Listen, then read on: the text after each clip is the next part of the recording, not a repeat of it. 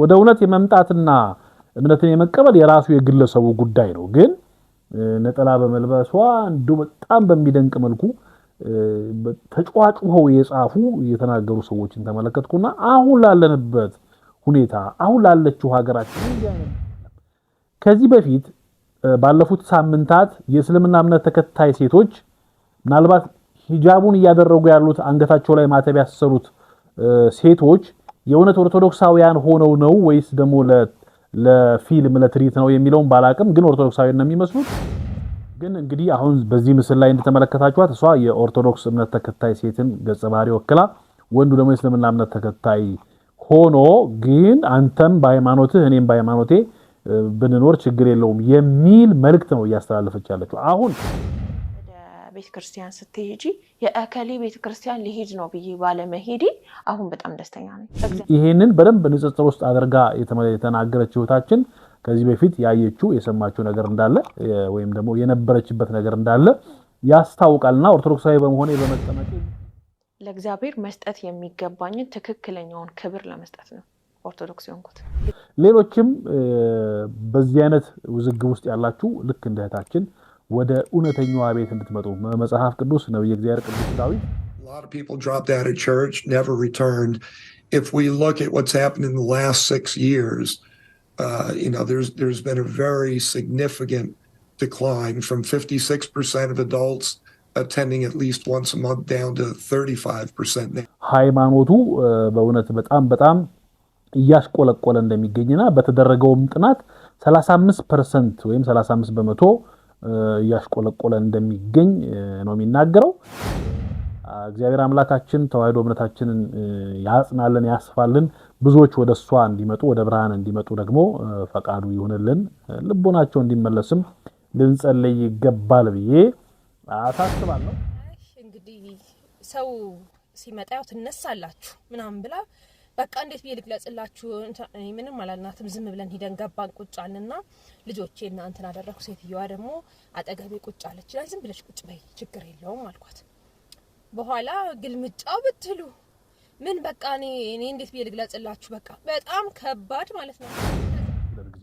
ቤተክርስቲያን ያነጠፈችው በቂ ነው። ምንጣፋችሁን ታነጥፉና ከዛ ሰው በዛ ጋር ሲያልፍ ምንጣፌን አትርገጪ በሚል ብጥብጥና እንትን ታነሳላችሁ እግዚአብሔር ቤት ውስጥ ሆናችሁ። ስለዚህ እንዲህ የምታደርጉ በእውነት የራሳችሁን ነገር አስወድዳችሁ እግዚአብሔር ቤት መጣችሁ ግን የእግዚአብሔር ቤት ላይ ምንጣፍ የምታነጥፉ የኔ ቦታ ነው እያላችሁ በቦታ የምትጣሉ የምትጨቃጨቁ እናቶች ልቦና ይስጣችሁ ባካችሁ። ቤተክርስቲያናችንን እንደው የሁከትና የጭቅጭቅ ቦታ አታድርጓት።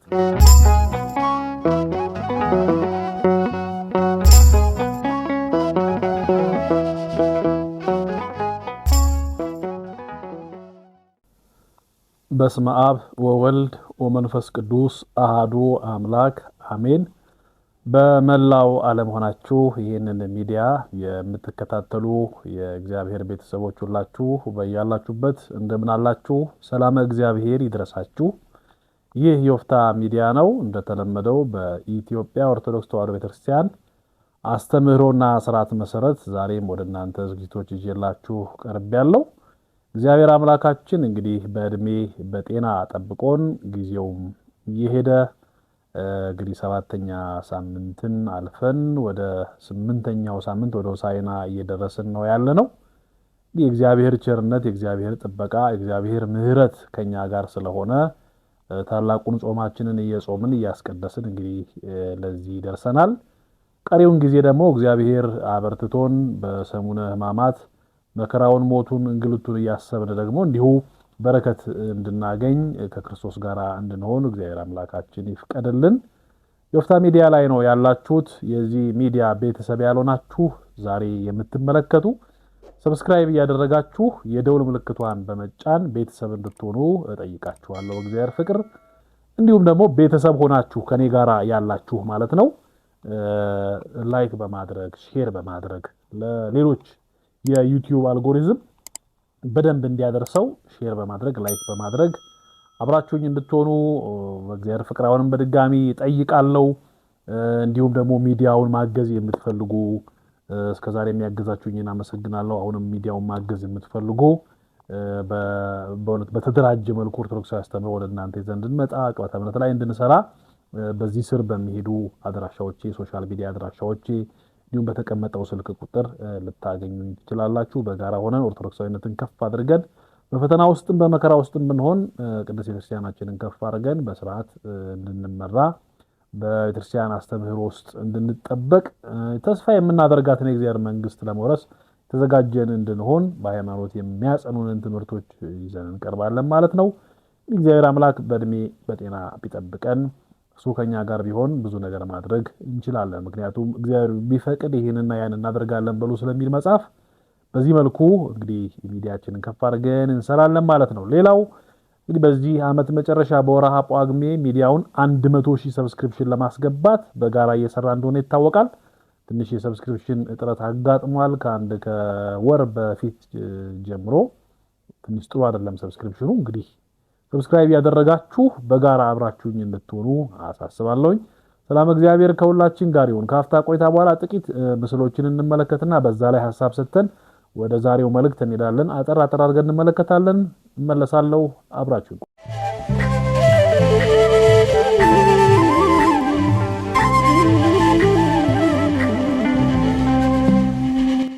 ተመልሼ መጥቻለሁ። የተወደዳችሁ የእግዚአብሔር ቤተሰቦች የወፍታ ሚዲያ ላይ ያላችሁት በድጋሚ አሁንም ሚዲያውን ሰብስክራይብ በማድረግ ከኛ ጋር እንድትሆኑ በእግዚአብሔር ስም ጠይቃለሁ።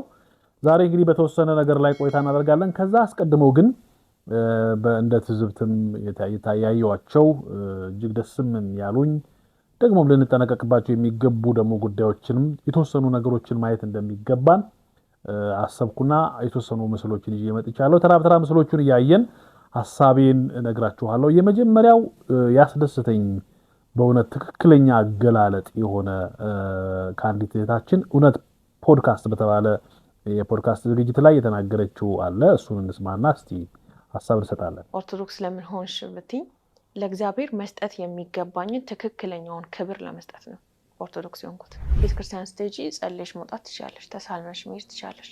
ቸርች ስቴጅ ግን እንደዛ አይደለም። ከሄድሽ በር ላይ አባልነት ሞልተሽ ዲቴይል እንድትገቢ ያደርጉሻል።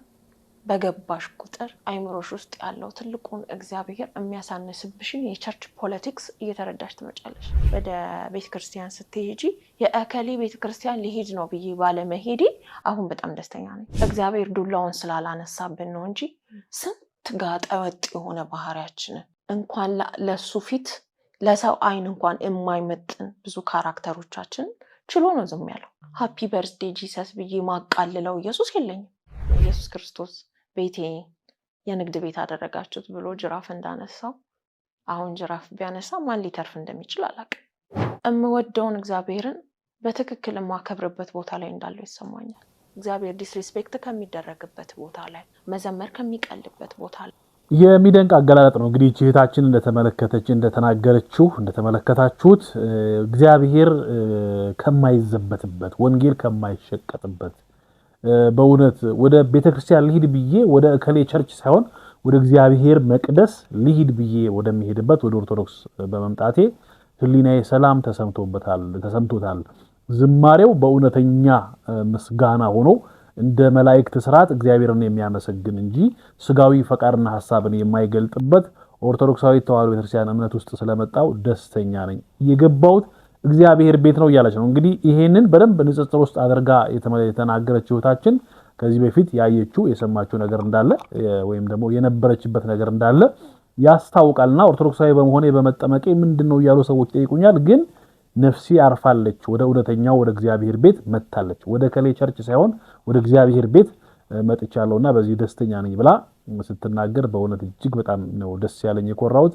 ሌሎችም በዚህ አይነት ውዝግብ ውስጥ ያላችሁ ልክ እንደ እህታችን ወደ እውነተኛው ቤት እንድትመጡ መጽሐፍ ቅዱስ ነው የእግዚአብሔር ቅዱስ ዳዊት በመዝሙር 117 በቅንፍ 118 ላይ ዛ አንቀጽ እንተ እግዚአብሔር ጻድቃን ይበው ውስጤታ ብሎ ተናግሯል። እቺ እግዚአብሔር ልጅ ነች፣ ጻድቃን ወደሷ ይገባሉ፣ የተመረጡ ይገባሉ ተብሎ ብሎ ተናግሯልና እግዚአብሔር የመረጣቸው በእውነት ልቦናቸውን ያበራላቸው ወደዚህ መጥተው እንዲህ ባለ በሚያስደስት መልኩ ይናገራሉ። የመጣችው ወደ ግለሰብ ቸርች ሳይሆን ወደ እግዚአብሔር ቤት ነው። ልብ በሉ፣ ወደ ከሌ ቸርች ሳይሆን ወደ እግዚአብሔር ቤተክርስቲያን የመጣችው። ይቺ እግዚአብሔር ቤተክርስቲያን ደግሞ ቅዱሳን ያሉባት፣ የቃል ኪዳኑ ታቦት ያሉባት፣ መላእክት የሚረቡባት፣ እግዚአብሔር በአንድነቱና በሶስትነቱ የሚመሰገንባት የሚቀደስባት ነችና እህታችን እንኳን በደና መጣሽ በእውነት እግዚአብሔር የገለጠልሽ መገለጥ ታላቅ ነውና በሃይማኖት ያጽናሽ በመግባር በትሩፋት ያበርታሽ ለማለት እወዳለሁ። ወደ ሁለተኛው ምስል እንሂድ። ሁለተኛው ምስል ደግሞ በሀገረ አሜሪካን እንግዲህ በትልልቅ ሚዲያዎች ሁሉ ሳይቀር ዘገባና ሽፋን እያገኘ ያለ ጉዳይ አለ። እስቲ እንመልከተው። በእንግሊዝኛ ነው የሚለው እንግዲህ እንመልከተው። American Evangelical Church in free fall. Recent findings from the Cultural Research Center at Arizona Christian University found a growing decline in Christian beliefs and church attendance. George Barna is Director of Research at the ACU Center. George, thank you for joining us. So the American church isn't bouncing back the way we'd hoped for after the pandemic. Evangelicals are in trouble. So tell us what's happening and why. Well, the big picture is when we look at some of the measures that often are looked at, like church attendance, we find that that has dropped since the beginning of the pandemic. A lot of people dropped out of church, never returned. If we look at what's happened in the last 6 years, there's been a very significant decline from 56% of adults attending at least once a month down to 35% now. እንግዲህ እንደሰማችሁት ጋዜጠኛው በእንግሊዝኛ በሀገረ አሜሪካ ከቅርብ ጊዜ ወዲህ የፕሮቴስታንቲዝም እንቅስቃሴ እየቀዘቀዘ እንደሆነ በፕሮቴስታንት ቤተ እምነት ያለው የአማኝን ቁጥር ያሽቆለቆለ እንደሆነ ነው የሚጠይቀው። ሰው የሆነው መላሹም እንደሚለው ከቅርብ ጊዜ ወዲህ ወደ ቸርች የሚመጡ ወጣቶች ሰዎች እየቀነሱ ሃይማኖታቸውን እየቀየሩ አንዳንዶቹ ኤቲስት የሆኑ ሃይማኖቱ በእውነት በጣም እያሽቆለቆለ እንደሚገኝና በተደረገው ጥናት 35% ወይም 35% እያሽቆለቆለ እንደሚገኝ ነው የሚናገረው።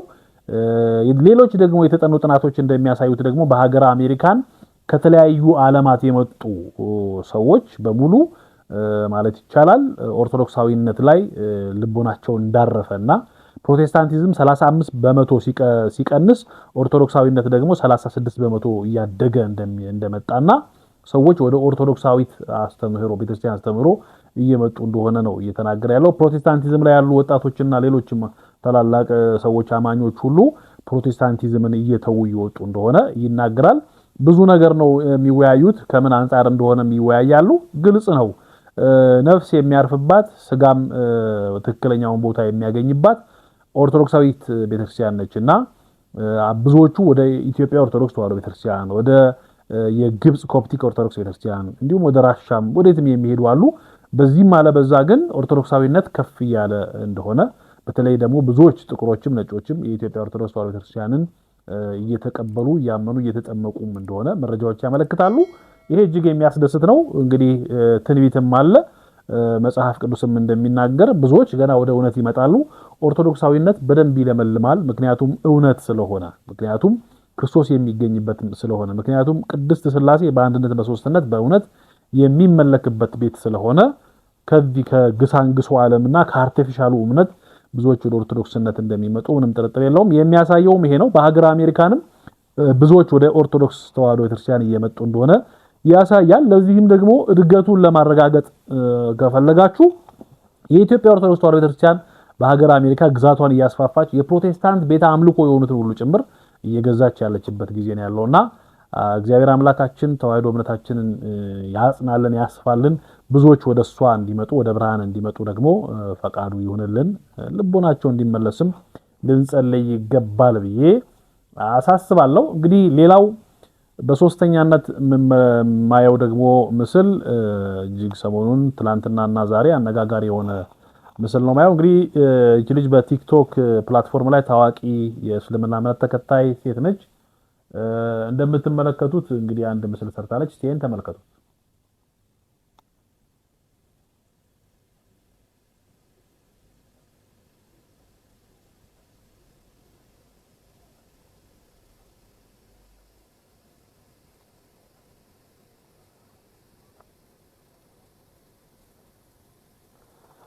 እንግዲህ እቺ ልጅ በቲክቶክ ላይ ስሟ እኔ ትክክለኛ ስሟ ማን እንደሆነ ባላቀም ዩቲ ነው የሚለው። ዩቲ ናስ የሚል የቲክቶክ ስም አላት። የእስልምና እምነት ተከታይ ነች። ያው በራሷ መንገድ የምትከተለው የራሷ የህይወት ዘይቤ ይኖራታል። ግን እንግዲህ አሁን በዚህ ምስል ላይ እንደተመለከታችኋት እሷ የኦርቶዶክስ እምነት ተከታይ ሴትን ገጸ ባህሪ ወክላ፣ ወንዱ ደግሞ የእስልምና እምነት ተከታይ ሆኖ ግን አንተም በሃይማኖትህ እኔም በሃይማኖቴ ብንኖር ችግር የለውም የሚል መልእክት ነው እያስተላለፈች ያለችው። አሁን እንደ ሃይማኖት አስተማሪና እንደ ሃይማኖት ቤት ሰው አንተም በሃይማኖትህ እኔም በሃይማኖቴ የሚባል ነገር የለም። ሰው ሃይማኖቱን መርጦ መኖር አለበት። ነፃ ፈቃድ ስለሆነ ወደ ፈለገው የሚሄድ የሱ መብት ነው። አሁን እዛ ላይ ራሱን የቻለ ርዕስ ስለሆነ ሌላ ጊዜ እንመጣለን። እኔ አሁን የፈለኩት እሱ አይደለም። ከዚህ በፊት ባለፉት ሳምንታት የእስልምና እምነት ተከታይ ሴቶች ምናልባት ሂጃቡን እያደረጉ ያሉት አንገታቸው ላይ ማተብ ያሰሩት ሴቶች የእውነት ኦርቶዶክሳውያን ሆነው ነው ወይስ ደግሞ ለፊልም ለትርኢት ነው የሚለውን ባላቅም ግን ኦርቶዶክሳውያን ነው የሚመስሉት። ሴቶቹ ኦርቶዶክሳውያን ሴቶችን ባለማተቦችን እየዞሩ ሂጃብ ያምርብሻል እያሉ አንገታቸው ላይ መስቀል ያላቸውን እየፈለጉ ሂጃብ ሲያስለብሱ ተመልክተናል። እነዛም ሰዎች ሂጃብ ሲጠመጥሙ አይተናል። ይሄ ልክ እንዳልሆነ ለመናገር ሙከራ አድርገናል። በዛን ጊዜ ግን በእውነት ለምን ኦርቶዶክሳውያን ሂጃብ ያደርጋሉ ብሎ ሰይፍ የመዘዘ ብጥብጥ ያነሳ ፌስቡክ ላይ በጣም የጻፈ ሰው አላየውም። ጥቂት ነገር ነው የተናገርነው። ምክንያቱም ሰው የራሱ ነፃ ፈቃድና ነፃ መብት ስለተሰጠው ግን አግባብ አይደለም። ሃይማኖተኛ የሆነ ሰው በሃይማኖት መገለጫ ውስጥ የራሱን ነገር ነው ማድረግ ያለበት። ግን ይቺ ልጅ አሁን ዛሬ ነጠላ ለብሳ መታ አንተም በሃይማኖት እኔም በሃይማኖት የሚል ነገር ስለሰራች በጣም በሚደንቅና በሚገርም መልኩ ብዙ የእስልምና እምነት ተከታይ ኡስታዞች፣ ሼኮች ምናምን ተቆጥተው ፌስቡክ ላይ ሲጽፉ አየሁኝ እና በጣም በሚገርም መልኩ ነው በቃ ሲናገሯት የነበረው። ወደ እውነት የመምጣትና እምነትን የመቀበል የራሱ የግለሰቡ ጉዳይ ነው። ግን ነጠላ በመልበሷ እንደው በጣም በሚደንቅ መልኩ ተጫዋጩው የጻፉ የተናገሩ ሰዎችን ተመለከትኩና አሁን ላለንበት ሁኔታ አሁን ላለችው ሀገራችን እንዲህ አይነት ነገር አይጠቅምም። እርስ በርስ የሚያናጭ ነገር፣ እርስ በርስ የሚያጋጭ ነገር፣ እርስ በርስ ሰይፍ የሚያዘማዘዝ ነገር ባታደርጉ መልካም ነው። ልጅቷ የሰራችበት ራሱን የቻለ ምክንያት ይኖረው ይሆናል።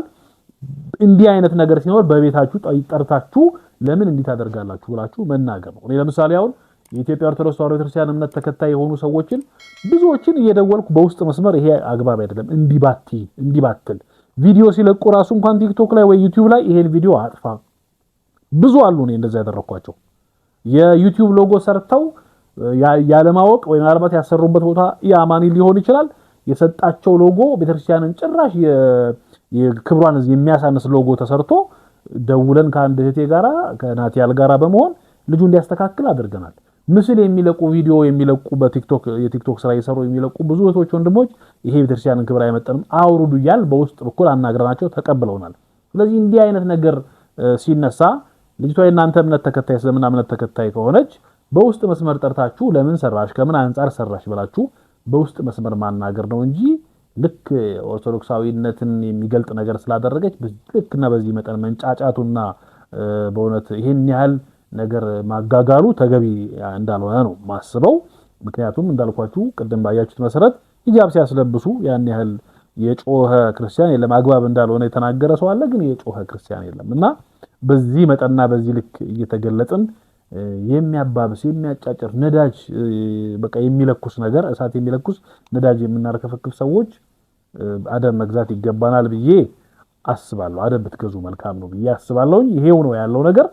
በመጨረሻ የምንመለከተው አንዲት እህት በጣም ተመራ ያስተላለፈችው መልእክት እኔም በአገልግሎት ወቅት ቤተክርስቲያን ውስጥ ስለሚገጥመኝ እሱን በተመለከተ ጥቂት ነገር ማለት ፈልጌያለሁ። እስቲ እህታችንን መልእክት መጀመሪያ እንስማው ነው ብዬ አስባለሁ። ማለት ምናልባት ወላጆች ይኖሩናል ቤተክርስቲያን ሁሉ የሚያስቀድሱ በጣም በቃ እንጃ ቤተክርስቲያን ላይ ደግሞ ጻድቃን ይሆኑ በጣም ራሳቸውን ጻድቃን አድርገው የቆጠሩ ይኖራሉ። ወይ ደግሞ ቤተክርስቲያን ለነሱ ብቻ የምትገባ ሆኖ የሚሰማቸው ሰዎች አሉና በዙሪያችንም ይኖራሉ። ቤተሰቦቻችን ወይ እናቶቻችን ወይ ምናምን ይሆናሉና ይውላችሁ ትራንትና እሁድ ቤተክርስቲያን ሄድኩ። እኔ እንኳን ብዙ ጊዜ ነው ያየሁት፣ ብዙ ጊዜ አጋጥሞኛል። ግን ምን አለ መሰላችሁ የሚመጡ አዲስ በቃ ለሚመጣ ክርስቲያን ግን ምን እየሆነ ነው በቃ ማባረሪያ፣ በእውነት በጣም ማባረሪያ። በጣም ነው ያዘንኩት።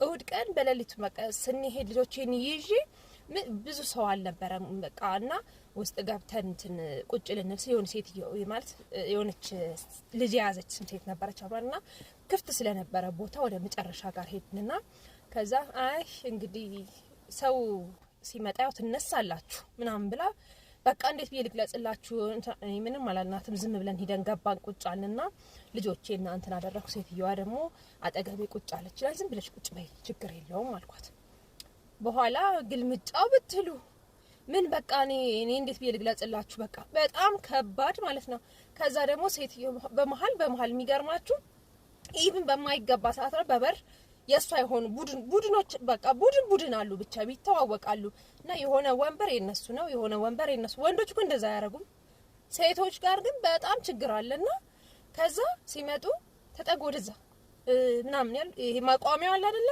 በመቋሚያው እንደዚህ ከዛ የሆነ ሰዓት ላይ አንደኛዋ ልጅ ተኝታለች በቃ እንግዲህ እንደሰማችሁት እህታችን በቤተ መቅደስ ውስጥ በጣም የተቸገረችበትን ጉዳይ ልጇም ራሱ ጥያቄ እስክታነሳ ድረስ የተቸገረችበትን ጉዳይ ነው የተናገረችው ብዙ ጊዜ በወንዶች ቦታ እንዲህ አይነት ነገር አይከሰትም በእህቶችና በእናቶች አካባቢ ግን እንዲህ አይነት ነገር ሲከሰት አያለው በመጀመሪያ እግዚአብሔር ቤት ስለመጣችሁ እንዲህ አይነት ፈተና የሚገጥማችሁ እህት ወንድሞች በተለይ እህቶች በእንዲህ አይነት ነገር ውስጣችሁን ላለመረበሽ ጥረት አድርጉ ምክንያቱም እግዚአብሔር ቤት የሚመጣው ሁሉ ንጹህ ስጋ ንጹህ ባህሪ ያለው ወይም ንጹህ ጸባይ ያለው አይደለም በኖህ መርከብ ውስጥ ሲገባ እባብም ጊንጡም አሳማውም ጅቡም አንበሳውም ርግቡም አንድ ላይ ነው የገባው ልክ እንደዛ ሁሉ በኖህ መርከብ በመተመሰለው ቤተክርስቲያን ውስጥ የሚገቡ ሁሉም አንድ አይነት ጸባይ አላቸው ብሎ ማሰብ ስለማይቻል በእንዲህ አይነት መንገድ ቤተክርስቲያን መጣችሁ ፈተና የሚደርስባችሁ እህቶች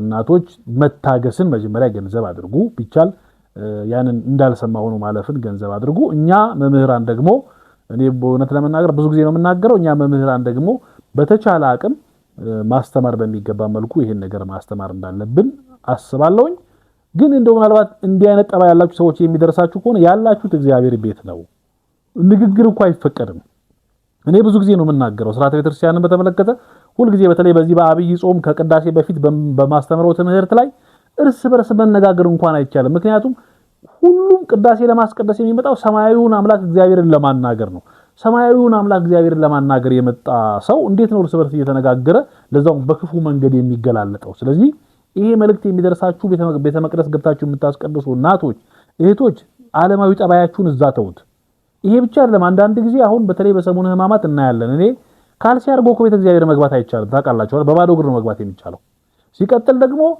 ቤተክርስቲያን ራሱን የቻለ ምንጣፍ አንጥፋ የቤታችሁን ምንጣፍ ይዛችሁ መጣችሁ የራሳችሁን ጠረን ቤተክርስቲያን ላይ የምታደርጉ ሰዎችም አላችሁ በስግደት ጊዜ ቤተክርስቲያን ያነጠፈችው በቂ ነው ምንጣፋችሁን ታነጥፉና ከዛ ሰው በዛ ጋር ሲያልፍ ምንጣፌን አትርገጪ በሚል ብጥብጥና እንትን ታነሳላችሁ እግዚአብሔር ቤት ውስጥ ሆናችሁ ስለዚህ እንዲህ የምታደርጉ በእውነት የራሳችሁን ነገር አስወድዳችሁ እግዚአብሔር ቤት መጣችሁ ግን የእግዚአብሔር ቤት ላይ ምንጣፍ የምታነጥፉ የኔ ቦታ ነው ይያላችሁ በቦታ የምትጣሉ የምትጨቃጨቁ እናቶች ልቦና ይስጣችሁ ባካችሁ ቤተክርስቲያናችንን እንደው የሁከትና የጭቅጭቅ ቦታ አታድርጓት ለበረከት መጣችሁ እናንተ መርገም ይዛችሁ እንዳትሄዱ እንዲህ አይነት ነገር አታድርጉ እንዲህ አይነት ነገር ተደርጎ ስታዩ ደግሞ እህቶቻችን ታገሱ ባካችሁ ታገሱ ምክንያቱም ጥቂት ደቂቃ ስለሆነ ምናልባት 2-3 ሰዓት ስለሆነ የምንቆየው በመታገስ እንድታልፉት አሳስባለሁ እህታችን ይደርስሻል ብዬ ተስፋ አደርጋለሁ የተወደዳችሁ የእግዚአብሔር ቤተሰቦች ያላችሁት የወፍታ ሚዲያ ላይ ነው እንግዲህ ጥቂት ደቂቃ ደግሞ ብንቆይበት ርዕስ አለን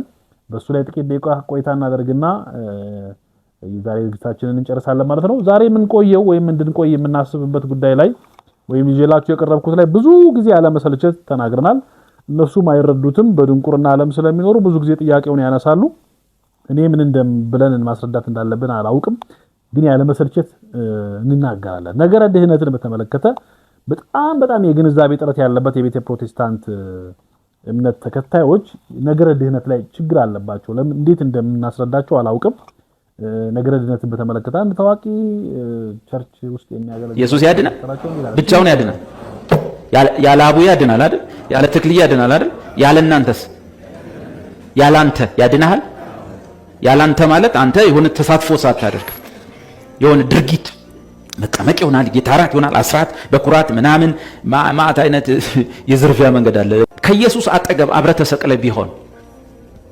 እጅ ስጦታ ሳይሰጥ አስራት ሳይከፍል ደግ ሳይሰራ ሚስማር ተመቶበት ቢሆን እግር ኢየሩሳሌም ሳይር ቸርች ሳይደርስ የትም ቦታ አገልግሎት አንድ ቀን ሳይሳተፍ ተቸንክሮ እንደ ኢየሱስ መስቀል ላይ ጌታ ሆይ በመንግስት ስትመጣ አስበኝ ብትል ዛሬ ከኔ ጋር ገነት ሆናል ይልሃል ተሰቅሏል ይልሃል ያ ሰውዬ ከዳነ አንተ ለምንድን ነው ማትድነው? በዛ መንገድ በእጁ ምን ሲሰራበት ነው የዳነው?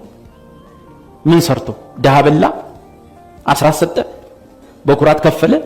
እንግዲህ እንደሰማችሁት ይሄ ግለሰብ ብዙ ጊዜ የተምታታ ነገር ሲያነሳ ይታያል። አሁን ነገረ ድህነትን በተመለከተ ነው እያነሳ ያለው።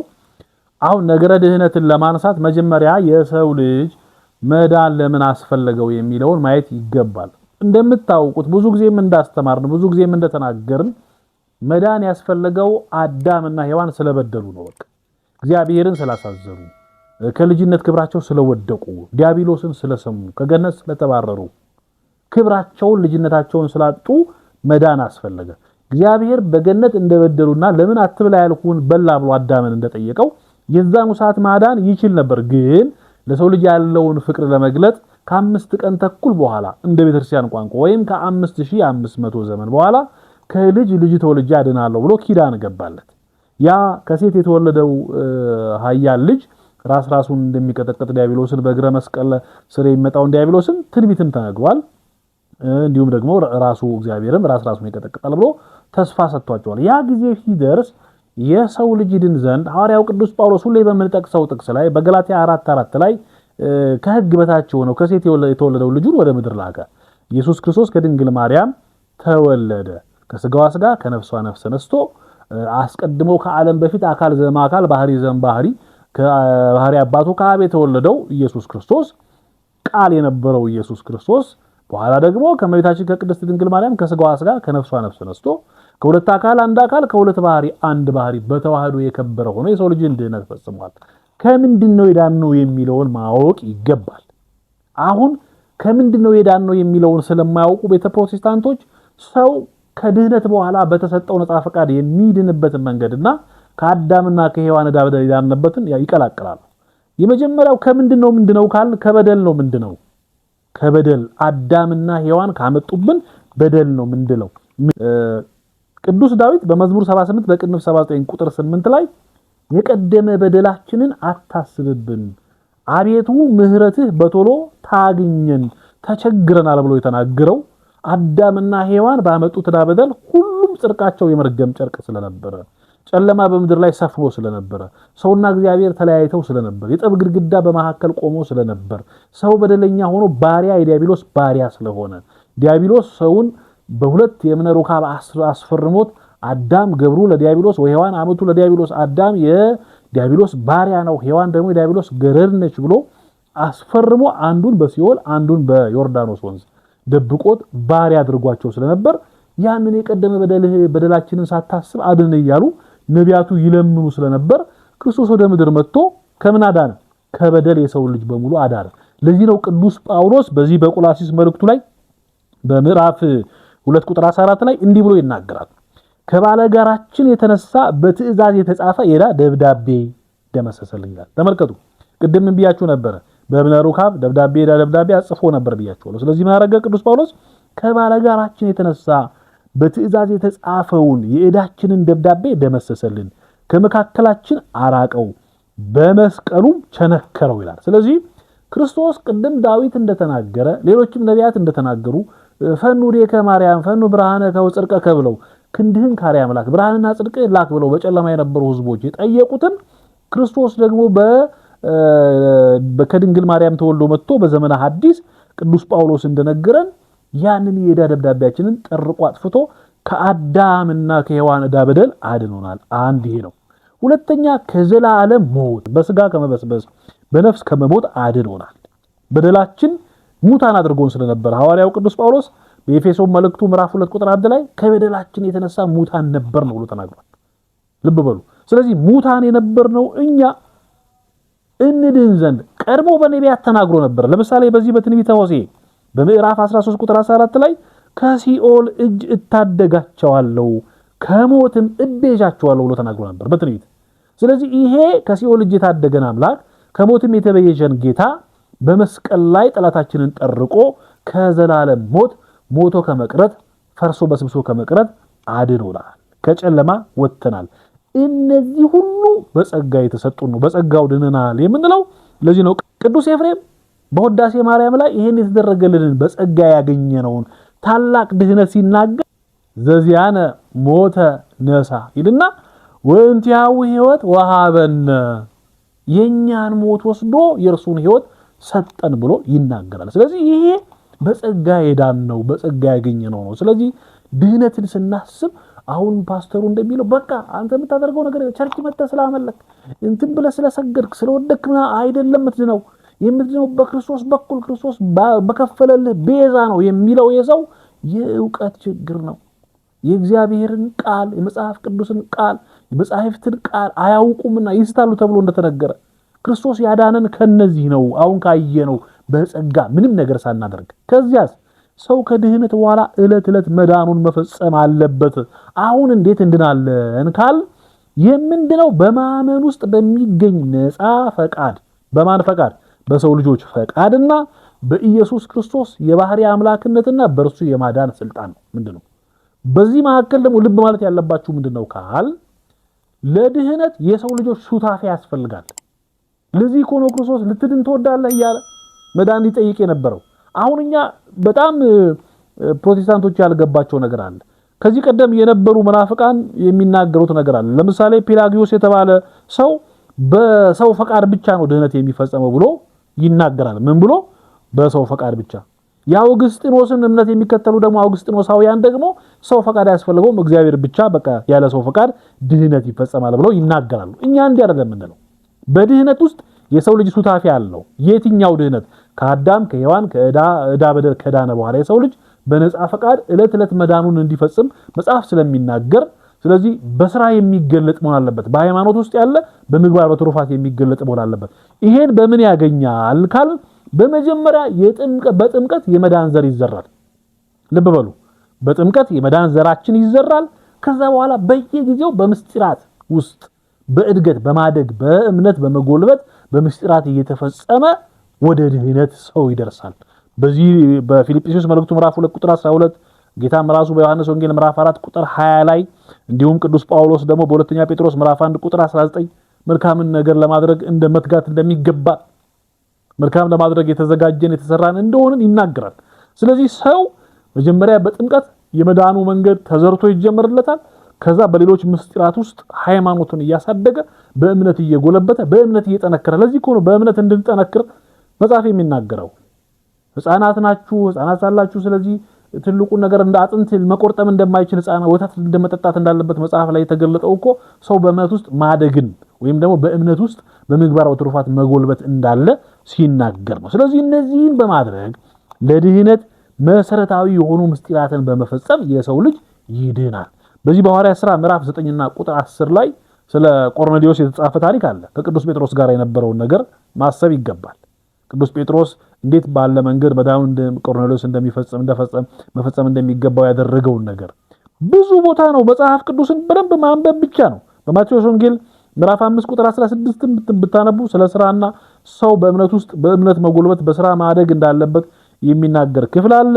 ሁልጊዜ የምንገልጠው ያዕቆብ መልእክት ምዕራፍ 2 ቁጥር 14 አለ። ራሱ ክርስቶስ በትንሣኤ ዘጉባኤ ሲመጣ በዳግም ምጽአት በስራ እንደሚመዝን አላበላችሁኝም አላጠጣችሁኝም እያለ በግራና በቀኝ እንደሚያቆም ተናግረናል። በዮሐንስ ራዕይ ምዕራፍ 22 ቁጥር 14 ላይ ለሁሉ እንደ ስራው መጠን ዋጋውን ከፍለው ዘንድ ዋጋዬ ከኔ ጋር ነው ብሎ የተናገረውን ማስቀምጠናል። እንዲሁም ደግሞ ዕለት ዕለት መዳናችን መፈጸም እንደሚገባን መጽሐፍ የተናገረውን ሁሉ ተናግረናል። ይሄ በደንብ ሊለይ ይገባል። ክርስቶስ በጸጋው ያዳነን ከምንድነው? እኛ ደግሞ ለመዳን ምን ማድረግ አለብን የሚለውን በዚህ ልክ ማወቅ ይገባል እንጂ እንደው በራስ ትርጉምና በራስ ሐሳብ ሄዶ መጽሐፍ ቅዱስን ወደ ራስ መንገድ መጠምዘዝ ተገቢ ነው አይደለም። በተለይ ደግሞ ፓስተር ነን ብላችሁ የቤተ እምነት መሪ ሆናችሁ ትልልቅ ቦታ ያላችሁ ሰዎች ትንሽ ሰከን ማለት ይገባል። ምክንያቱም ይሄ የእውቀት ነገር ነው። መንፈሳዊ እውቀት ነው። ሰው ካልሰማ እንዴት ያውቃል? ካላወቀ እንዴት ይድናል ነው የሚለው መጽሐፍ። ለመዳን መጀመሪያ መስማት መማር አለበት። ከተማረ ከሰማ በኋላ ያውቃል። ካወቀ በኋላ ይድናል። ስለዚህ ይሄን አትቀላቅሉ። ክርስቶስ በስራ እንድንገለጥ አዞናል። እናንተም እንዲሁ አድርጉ እያለ ነግሮናል። ስለዚህ እኛም ማድረግ ያለብን የክርስቶስን ፈለግ ነው የምንከተለው። ፍለጋውንና የእርሱን መንገድ ልንከተል ነው ክርስቶስ ያን ያሳየን። ስለዚህ በእምነቱ ውስጥ የሚኖር ሰው በምግባር በትሩፋት መገለጥ አለበት።